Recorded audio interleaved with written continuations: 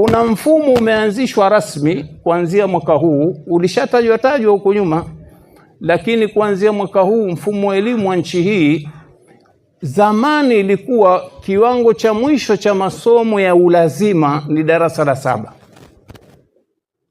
Lakini kuanzia sasa kiwango cha mwisho cha masomo ni darasa la 12.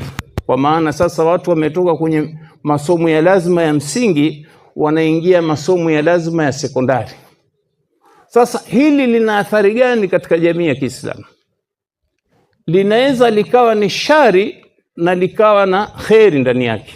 Tegemea sasa wale wakuu wetu wa taaluma Waislamu wenye kuzingatia athari za mabadiliko haya watayachukua kiasi gani kuweza kwenda nayo sambamba. Athari mbaya namna gani jamaa? Zamani tukichukua mfano wa Mahadi Imam Shafi'i au Mahadi Darul Ulum au nyinginezo, ukiangalia uhalisia vijana wengi wanaokuja ni wale waliomaliza la 7. Bali ukimchukua mtoto ambaye ana umri mdogo, ukijulikana na serikali ni kosa. Waweza shtakiwa wewe mzazi pamoja na mwalimu. Unaona kwa nini huyu mtoto alikuwa lazima aende masomo ya darasa la 1 mpaka la 7, wewe umemuondoa mpeleka na kwenda kusoma dini? Ilikuwa lazima apate msingi ndio. Kwa hiyo tukawa tumetumia hii fursa ya kuwapata vijana waliomaliza la 7 kuja hapa kusoma, au kwenye maahidi zetu hizi ambazo zinaanza na marhala ibtidaia, watoto wakiwa wakubwa, kwa sababu wanamaliza darasa la 7 ndio wanakwenda kuanza ibtidaia. Halafu mutawassita, umri unakuwa tayari ushakuwa mkubwa.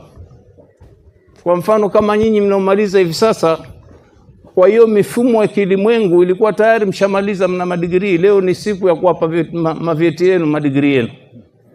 Lakini mmechelewa kwa sababu mfumo wa elimu uliokuwepo ulikuwa huwapi nafasi ya kutafara kusoma dini. Wengi wameanza kusoma wakiwa darasa la 7 wamemaliza. Sasa hili tuliliangalia mapema kabla hata mfumo mpya.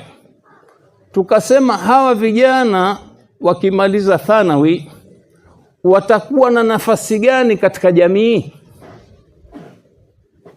Na leo ukienda ukiomba kazi waambua lete cheti chako. Cheti ambacho chatambuliwa na serikali angalau darasa la 12. Sababu darasa la 7 kisha kuwa tena ni cheti tu cha kuthibitisha wewe ni raia wa nchi hii. Lakini darasa la 12 ambao huyu ndio kasoma.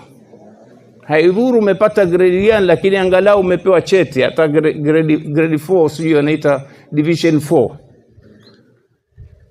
Mwanafunzi aliyekuwa anamaliza Mahadi Imam Shafi'i akapewa shahada ya thanawi alikuwa hana uwezo wa kwenda chuo kikuu, bali hata hakuwa na uwezo wa kwenda kwenye vyuo vikuu vya Kiislamu, nchi za Kiislamu, mfano kama vile Saudi Arabia.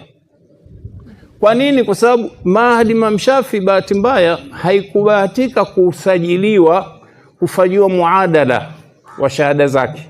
Kwa maana hii shahada basi itakupelekea wende ukasome Al-Jamia Al-Islamia Madina au vyuo vingine.